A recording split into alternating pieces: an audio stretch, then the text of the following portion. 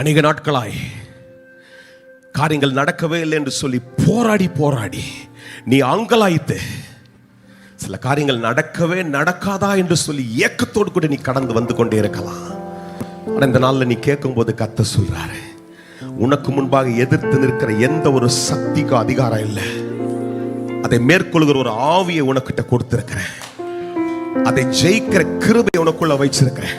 நீ செய்ய வேண்டியதெல்லாம் இருக்கிற சூழ்நிலை எழுந்து, நான் உனக்கு துணை நிற்கிறேன், நான் உன்னுடைய சகாயர் என்ற தைரியத்தோடு கூட பிடித்து நீ கடந்து வருகிற பட்சத்தில் நீ முன்னோக்கி போவாய்.